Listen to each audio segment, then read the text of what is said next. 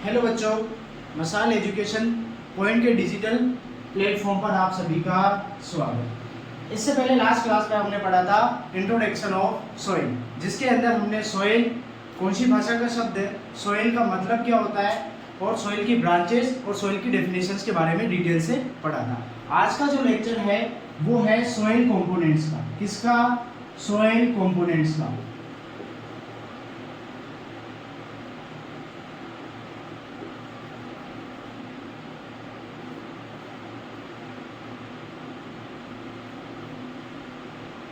Soil components.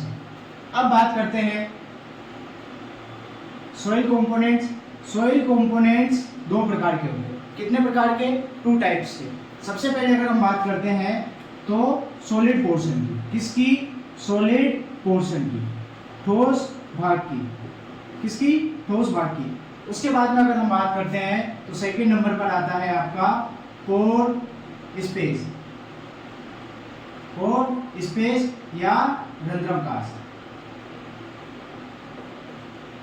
Solid जो portion है वो कितना होता है? 50%। कितना? 50%। और आपका जो पोर स्कोर होता है, पोर स्पेस जो होता है वो कितना होता है? 50%। कितना? 50%। अगर आगे हम बात करते हैं तो इन दोनों को आगे 2 भागों में और डिवाइड किया गया। कितने भागों में? 2 भागों में और डिवाइड किया गया है। सॉलिड पोर्शन की अगर बात करते हैं तो सॉलिड पोर्शन में आता है ऑर्गेनिक मैटर। क्या आता है? ऑर्गेनिक मैटर, कार्बनिक पदार्थ। कार्बनिक पदार्थ। कार्बनिक पदार्थ का जो रेशियो होता है वो होता है 5%। कितना परसेंट? 5%। और सेकेंड नंबर पर आता है आपका मिनरल। क्या आता है? मिनरल, खनिज पदार्थ। क्या? खनिज पदार्थ। अगर खनिज पदार्थ के रेशियो की बात करें तो 45% जो रेशियो है वो किसका आता है? खनिज पदार्थ का। अब बात करते हैं रंध्रावकाश की। तो रंध्रावकाश के अंदर एयर, वायु जो होती है वो होती है 25% और वाटर, जल का जो रेशियो है वो है 25%। यहां तक आप नोट आउट कर लीजिए। सॉइल कंपोनेंट्स में मोस्टली 2 पार्ट होते हैं, सॉलिड और पोर स्पेस। सॉलिड के अंदर ऑर्गेनिक मैटर 5%, मिनरल 45%, और पोर स्पेस में 25% तो क्या पाई जाती है? एयर, और 25% क्या पाया जाता है? वाटर। आप यहां तक नोट कर लीजिए। फिर आगे हम पढ़ेंगे ऑर्गेनिक मैटर, मिनरल, एयर और वाटर। इनको हम डिटेल्स में पढ़ेंगे। यहां तक आप नोट आउट कर लो।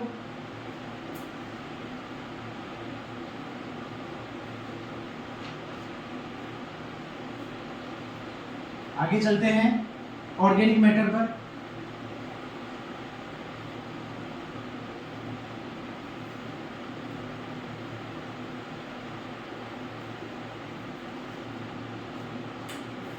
अगर हम बात करते हैं ऑर्गेनिक मैटर की,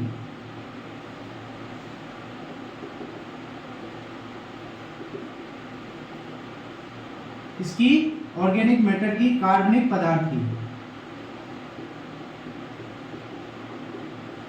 तो ऑर्गेनिक मैटर का जो रेशियो है मैंने आपको बताया था कितना? 5%। अब बात करते हैं ऑर्गेनिक मैटर क्या होता है। तो जितने भी जीवित जीव है, जितने भी लिविंग ऑर्गेनिज्म है वो सारे के सारे क्या कहलाते हैं? Organic matter. तो लिखिए इसमें सभी जीवित जीव कार्बनिक पदार्थ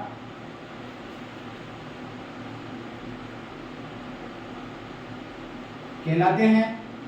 सभी जीवित जीव कार्बनिक पदार्थ कहलाते हैं। फिर लिखिए नेक्स्ट, कार्बनिक पदार्थ में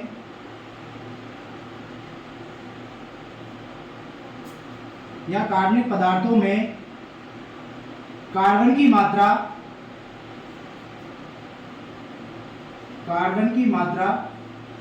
58% होती है। कितनी होती है? 58%।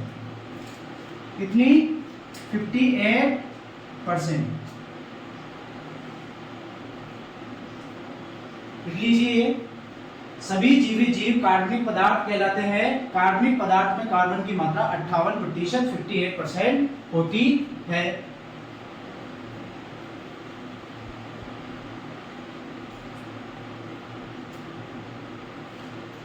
आगे नेक्स्ट देखिए, खनिज पदार्थ की बात करते हैं। लिख लिया आपने सभी ने?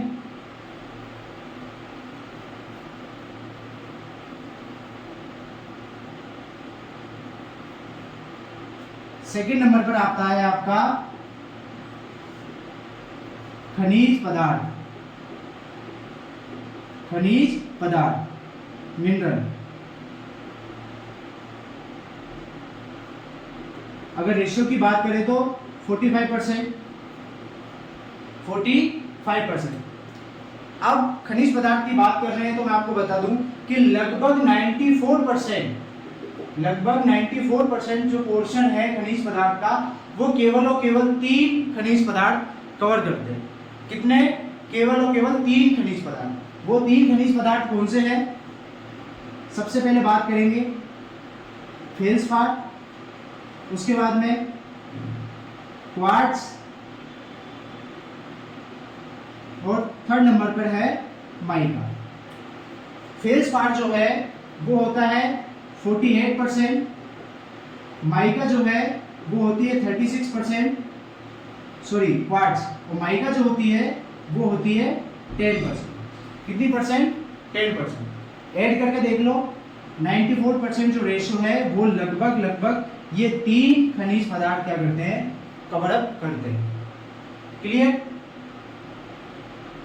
अब आगे बात करते हैं मृदा में धातु और अधातु कि कौन सी धातु और अधातु मृदा में पाई जाती है।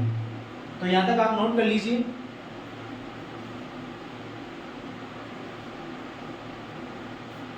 लिख लिया? आगे से नोट लगा के लिखो, मृदा में धातु एवं अधातु। धातु एवं अधातु। अगर धातु की बात करते हैं तो मृदा के अंदर आयरन और एल्यूमिनियम, मृदा के अंदर आयरन और एल्यूमिनियम धातु पाई जाती है, जिसमें आयरन 5% और एल्यूमिनियम 7%, सॉरी 9% क्या पाया जाता है? एल्यूमिनियम पाया जाता है। 5% आयरन और 9% क्या पाया जाता है? एल्यूमिनियम। अगर अधातु की बात करते हैं तो अधातु में आता है ऑक्सीजन, और सेकंड नंबर पर सिलिका। ऑक्सीजन और सिलिका। अगर ऑक्सीजन की बात करते हैं तो 46% क्या पाई जाती है? ऑक्सीजन पाई जाती है, और 27% क्या पाई जाती है? सिलिका पाई जाती है। लिख लीजिए यहाँ तक। मृदा के अंदर आयरन और एल्यूमिनियम 2 प्रकार की धातुएं सबसे अधिक पाई जाती है, जिसमें 5% आयरन और 9% क्या है? आपका एल्यूमिनियम। अगर अधातु की बात करते हैं तो ऑक्सीजन 46% और सिलिका 27%। तो इस तरीके से आपका जो सॉलिड पोर्शन था वो कवर हो चुका है। अब हम पढ़ेंगे पोर स्पेस।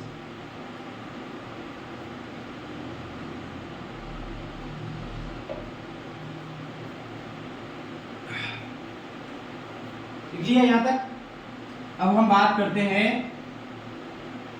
पोर स्पेस की, रंध्रावकाश की। किसकी? रंध्रावकाश की। तो सेकंड नंबर पोर स्पेस।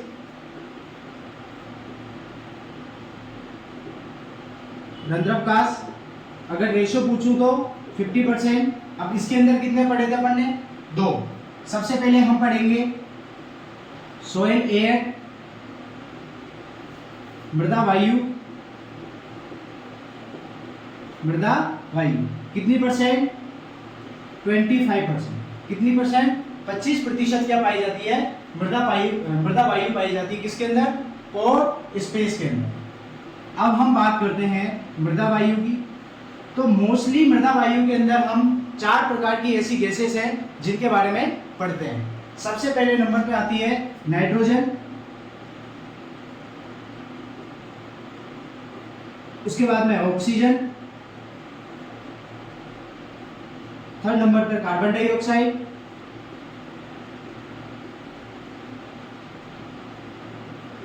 और फोर्थ नंबर पर आती है argon. Nitrogen, oxygen, carbon dioxide और आर्गन। अब अगर इनकी परसेंटेज की बात करते हैं कि सॉइल के अंदर नाइट्रोजन कितनी परसेंट होती है, तो सॉइल के अंदर लगभग 79% क्या पाई जाती है, नाइट्रोजन पाई जाती है। अगर बात करते हैं ऑक्सीजन की, तो लगभग 21% क्या पाई जाती है, सॉइल के अंदर ऑक्सीजन पाई जाती है। अगर कार्बन डाइऑक्साइड के लिए आपको पूछे तो लगभग 0.3% क्या पाई जाती है, कार्बन डाइऑक्साइड सॉइल के अंदर प्रेजेंट रहती है। आर्गन के लिए अगर आपको पूछे तो 0.93% क्या पाई जाती है, सॉइल के अंदर आर्गन गैस पाई जाती है। नोट कर लीजिए यहां तक।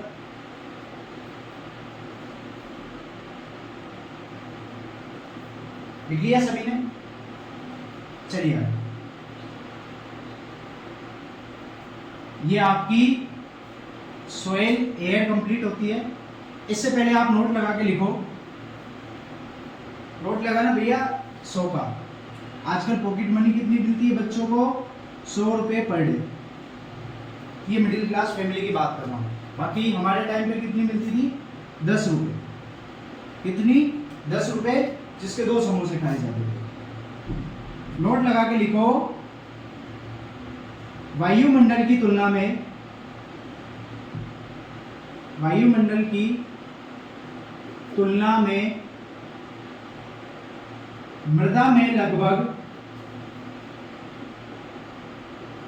10 गुना अधिक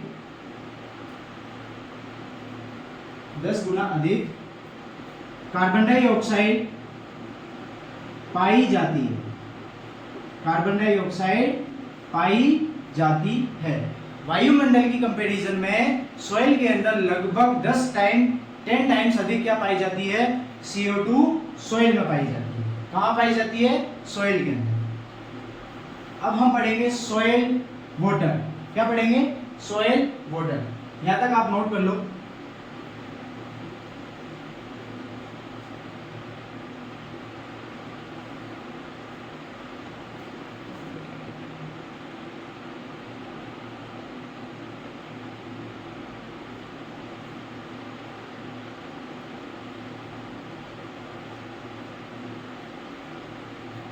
लिख लिया सभी ने?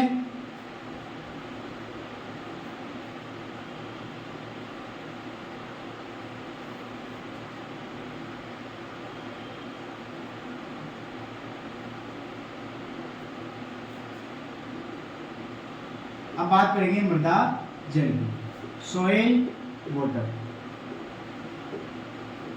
तो मृदा जल में 3 प्रकार के मृदा जल पाए जाते हैं। पहला मृद्वीय जल, दूसरा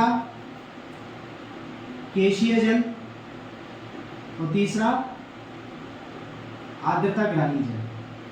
कौन सा, आर्द्रता ग्राही जल।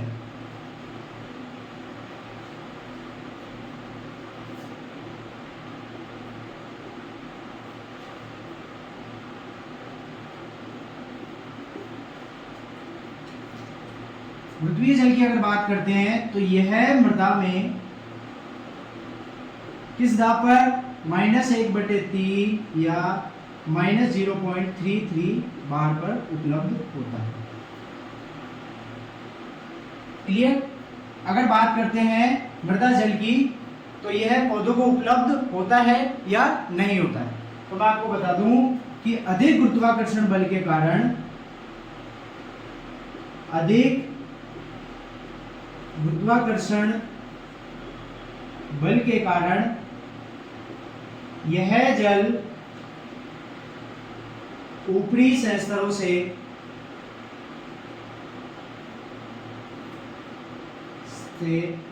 निचले सतहों में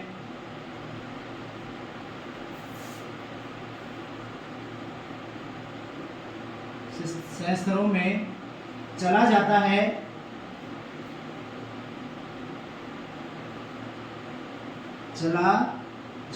है, इसलिए यह जल पौधों को उपलब्ध नहीं होता है,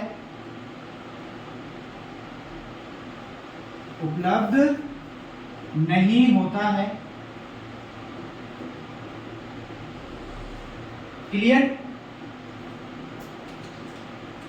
यहां तक नोट कर लो। एक और पॉइंट है इसके बारे में, यहां लिख देता हूं, ये आपने नोट कर लिया होगा। इस जल का नुकसान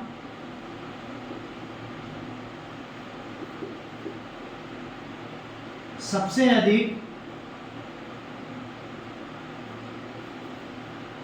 बड़े रंध्रावकाशों के कारण होता है। क्लियर? बड़े रंध्रावकाशों के कारण होता है। अब हम बात करेंगे गैसीय जल की। यहां तक लिख दिया आपने सभी ने? चलिए किसकी बात करेंगे? गैसीय जल की।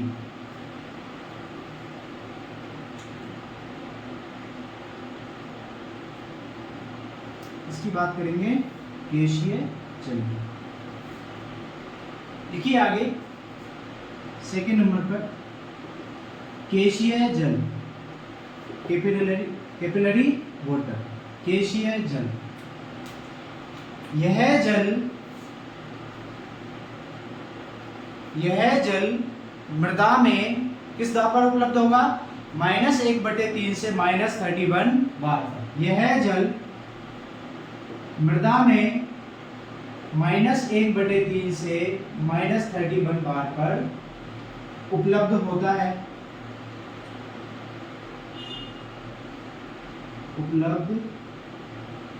है।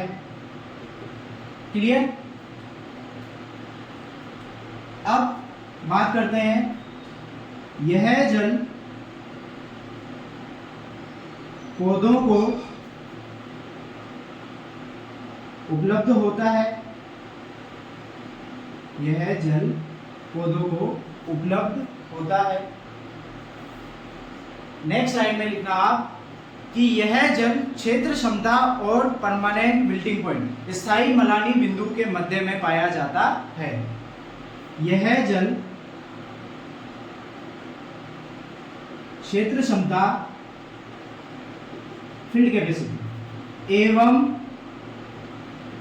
स्थायी मलानी बिंदु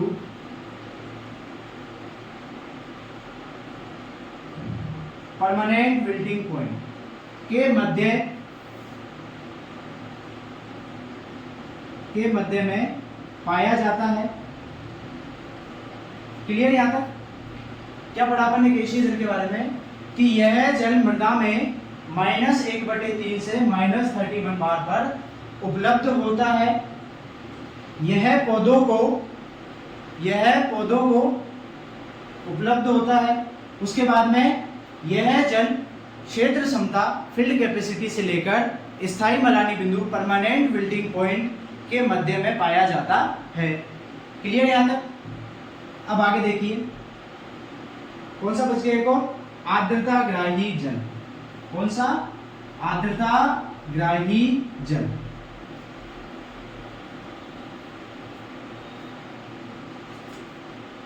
लिख तो लिया था आपने? हाँ, वीडियो पॉज करके लिख लेना। आर्द्रता ग्राही जल, आर्द्रता ग्राही जल, हाइग्रोस्कोपिक वाटर। यहां आपको एक शब्द दिख रहा है आर्द्रता। क्या दिख रहा है? आर्द्रता। आर्द्रता का मतलब कहीं ना कहीं जलवाष्प से है, कहीं ना कहीं किससे है? जलवाष्प से है।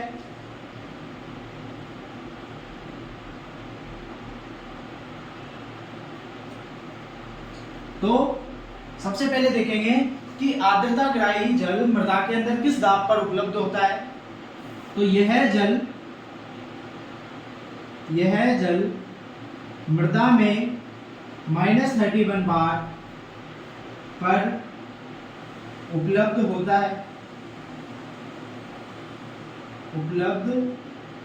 है, आगे बात करते हैं यह जल, अब देखा था आपने आर्द्रता, तो यह जल मृदा के कणों के ऊपर जल वाष्प के रूप में पाया जाता है। यह जल मृदा के कणों के ऊपर जल वाष्प के रूप में पाया जाता है। फिर बात करते हैं यह जल कौन सा, आर्द्रता ग्राही जल, यह जल केवल सूक्ष्म जीवों को, जितने भी माइक्रो ऑर्गेनिज्म है, सूक्ष्म जीवों को उपलब्ध होता है।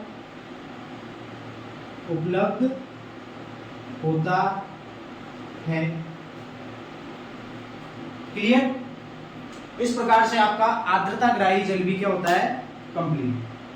क्या पढ़ा अपन ने आर्द्रता ग्राही जल में कि यह जल मृदा में -31 बार पर उपलब्ध होता है। यह जल मृदा कणों के ऊपर जल वाष्प के रूप में पाया जाता है। लास्ट, यह जल सूक्ष्म जीवों को उपलब्ध होता है। क्लियर? अब आगे इसको एक और जल को आगे और क्लासिफाई किया गया है, किसकी उपलब्धता, किसके आधार पर, उपलब्धता के आधार पर, वाटर प्रेजेंस के आधार पर जल को दो भागों में और बांटा गया है। दो कौन से हैं? सबसे पहले उपलब्ध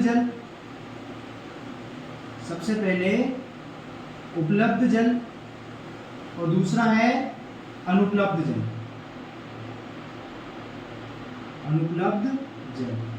अब उपलब्ध जल में केवल कौन सा था, केशीय जल, और अनुपलब्ध में आर्द्रता ग्राही जल, और एक और गुरुत्वीय जल। क्लियर? तो आपके जितने भी सॉइल के कंपोनेंट्स थे आज की क्लास में कंप्लीट हो चुके हैं।